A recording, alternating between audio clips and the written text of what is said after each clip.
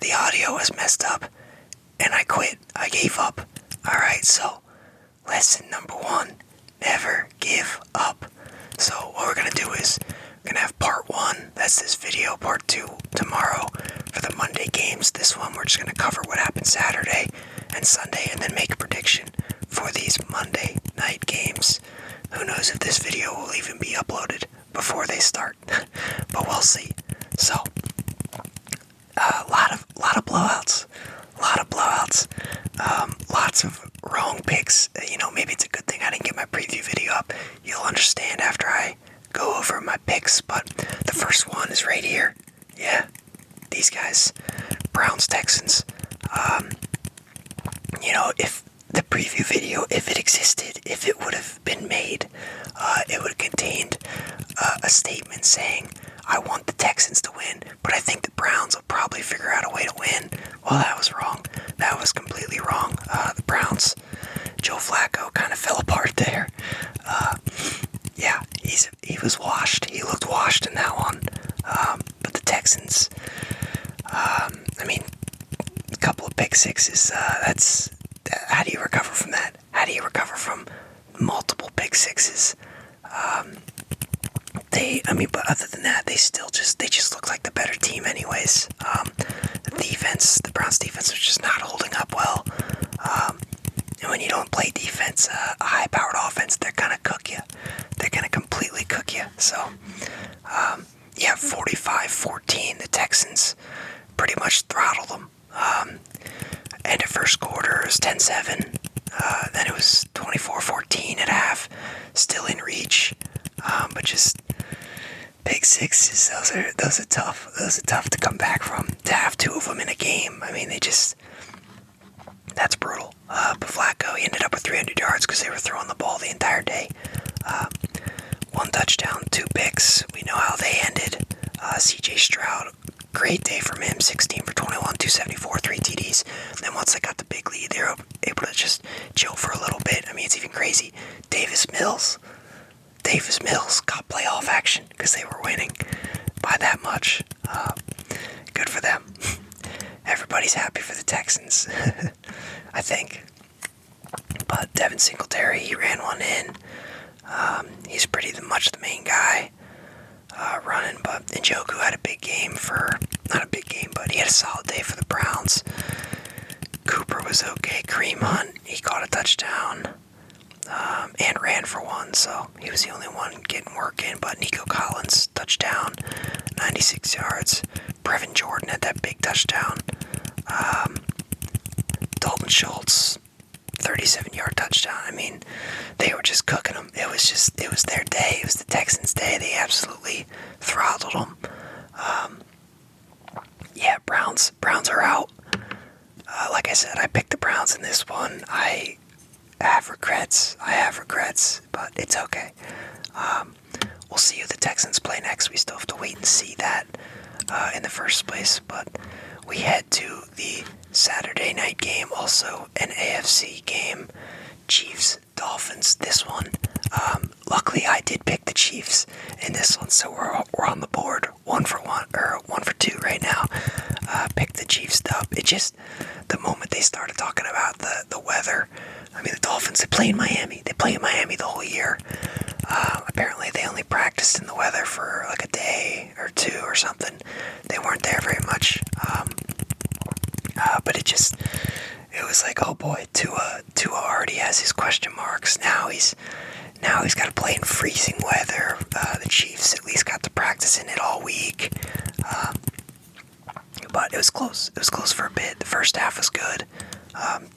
26-7 final score, but end of first quarter, 7-0. Then it was 16-7 at half, so they were right there. And then just, one more field goal, one more touchdown. Dolphins just couldn't do anything.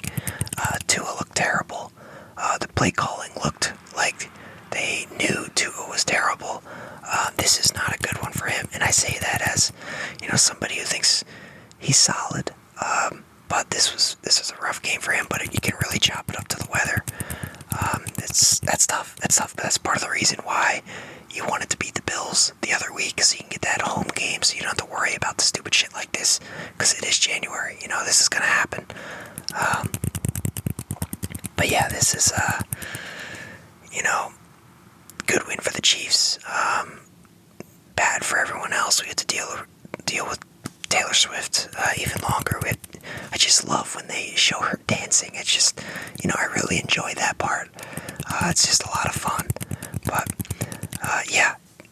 Chiefs got the win. Rashee Rice, massive game. 130 and a touchdown. That's might be his best game of the year.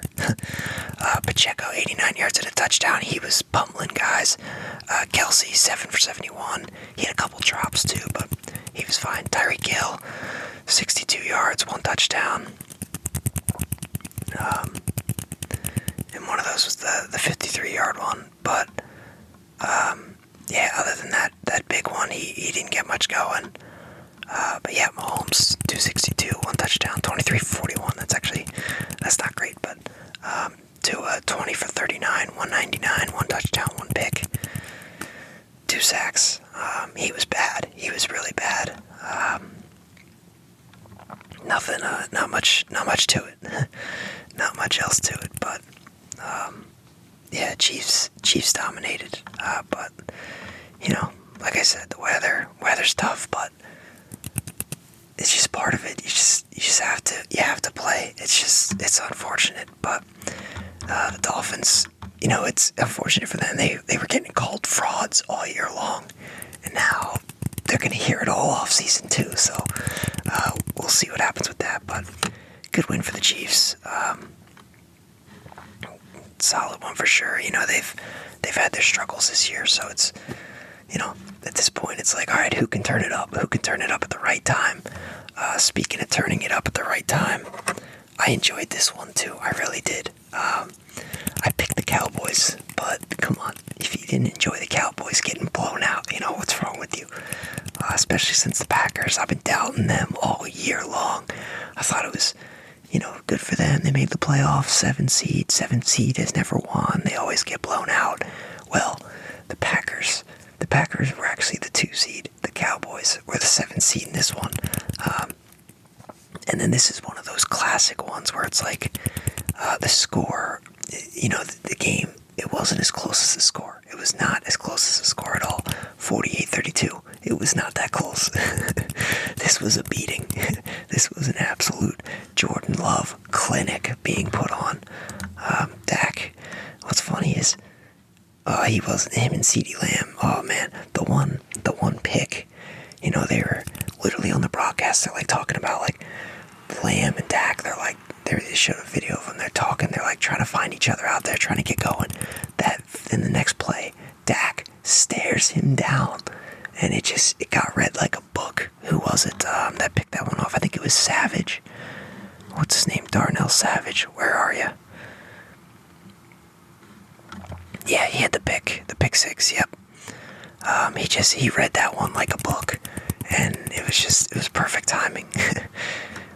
Dak trying to force one to CD, talk about having no trust in the game plan. He just stared him down. He really did. He just was glaring at him. Like, yeah, I'm throwing it here. I'm not looking anywhere else, but it's the first read, but you gotta look him off or something. But Jordan Love, 272, 3 touchdowns. Dak ended up with, they were down the whole game. They're getting blown out, so they were just chucking the ball. He ended up with 400 yards, 3 TDs, 2 picks, 41 for 60. That's an incredible amount of attempts. 60 pass attempts. Pollard, 56 yards, touchdown. CeeDee Lamb, he got over 100 yards, no touchdowns. Gallup, over 100 yards, no touchdowns. Jake Ferguson, 93 yards, 3 touchdowns, so he was the one putting in work for him. On the other side, Romeo Doubs, massive game from him, 151, a touchdown. Luke Musgrave, touchdown. And then Wicks had another touchdown. And then, the pick 6. Aaron Jones ran 3 in, 118 yards for him. Pure domination from the Packers, from the young squad. They did not look like a 7 seed in this one. They looked like a team of hungry dogs looking to beat up on a wounded giant. But, 48-32. It wasn't even that close. It was not that close at all. But Dak, this is, if you're the Cowboys, it's like, all right, 12-5, you made the playoffs. But Dak, he just won't stop choking in the playoffs. So it's like, do you get rid of him? Do you get rid of McCarthy? I think they probably end up holding on to both for at least one more year. But we'll see. Packers, man. Packers are good. They were good in this one. It was fun to watch, even as a certified hater of the Packers. The Lions one, that's a little different. Which, brings us to that perfect timing. Rams, Lions, we got the Stafford versus his old squad. I love it. They even booed him on the way in. He got booed. I love it. That's playoff stuff right there. That's playoff stuff. But yeah, what a game this was. Lions were able to pull it out 24-23. I had a bad feeling the whole second half. I'm like, they're not going to do it. They're not going to do enough. Like, the Rams, when it was 24-17, I was like, they got to score here. Like, they can't do this field goal bullshit. They did the field goal bullshit twice, ended up being down one. And then, you get to the end of the game, they're in field goal range. Stafford, he would have gotten sacked. He didn't get sacked because the guy got held. So 10 yards back out of field goal range. And then, Puka got held. Puka got held. Should have been pass interference. But they didn't get it. Didn't call it. Maybe it wasn't. I don't know. But I felt like it was. Either way, then, they've been shutting the Lions down the whole second half. So they're like, all right, we can get a stop here. We're going to punt it. Lions are able to get the first down. And, props to them. They look good in this one. They really look good in this one. Got off to a great start. They really did. 2 TDs in the first quarter. You're up 14-3, and then 21-17 at half. This was such a good game. The best of the 4 so far. But Stafford 367, 2 TDs. Goff 277, 1 touchdown. Montgomery ran 1 in. Gibbs ran 1 in. Kyron Williams 61 yards. Puka 9 catches, 181 and a touchdown. The rookie shines. Cooper Kupp, not as good. Tutu Atwell, he had a 38-yard touchdown. That was pretty good. St. Brown, 110 yards. Biggest catch was that last one to seal the game. Josh Reynolds had a good game, 80 yards for him. And Sam Laporta caught a touchdown. So yeah, lots of good stuff from this game. This game was great. I really wanted the Rams to win it. I wanted the Lions to choke. They did not. But I've been hyping up the Rams all year. I thought this was beginning of the year. I thought it was another rebuild year for them. But then they were, solid at the start. I'm like, these guys could sneak into the playoffs. Whole year, it's like Lions are mid. Like, all right, yeah, they lucky win here, lucky win there. Second half of the season, they started to really. Well, the funny thing is the defense was good at the start, and then they slowed down in the second half. But overall, I felt like they just, they got a little bit better as the year went on, and they hit their stride for this one. Because the Rams, Stafford was cooking, and they still, Sean McVay over there, they still held them to 23. They really showed up in the second half, got the job done. Just great overall win for the Lions. Although I wanted them to lose because, Puka had a massive game, and C.J. Gardner-Johnson before this game's like, I don't know Puka, I don't know who that is. So of course he had a massive game. Was hoping the Rams would win off the back of Puka, just to shut that guy up. But I love the trash talk too. But it just it's annoying when it comes from somebody who didn't play all year, and he's like shit talking somebody who's been dominating all year. So, but they won, so I was upset. But gotta enjoy the trash talk. Gotta love it. Makes it a lot more fun. So those are the two. And then the Bills Steelers, they were supposed to play yesterday.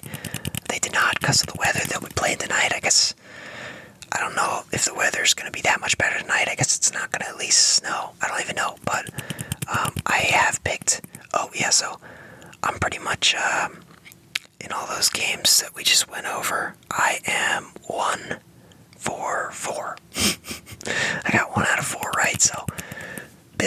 sorry, it's not looking good for you because they are my pick for the night over the Steelers.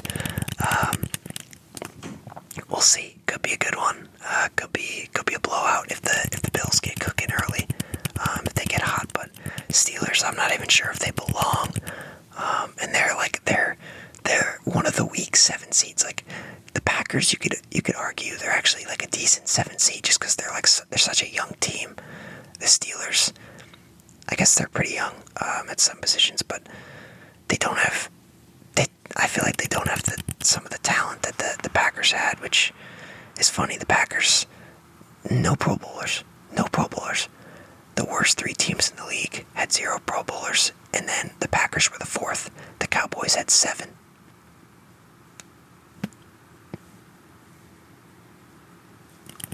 Very interesting, right? Yeah, but yeah, good win for the Packers, but Bills, I think they'll probably destroy the Steelers. I don't think it's going to be close. I'm actually going to miss the game. But I should be able to catch this one right here. Eagles, Buccaneers. It's a home one for the Bucs, so we'll see what can happen. But I got the Eagles. I know they've struggled down the stretch here, but Chiefs have struggled all year. And hey, look, they got the job done. I think the Eagles, I think they'll get the job done. I think they'll get the job done and get a victory.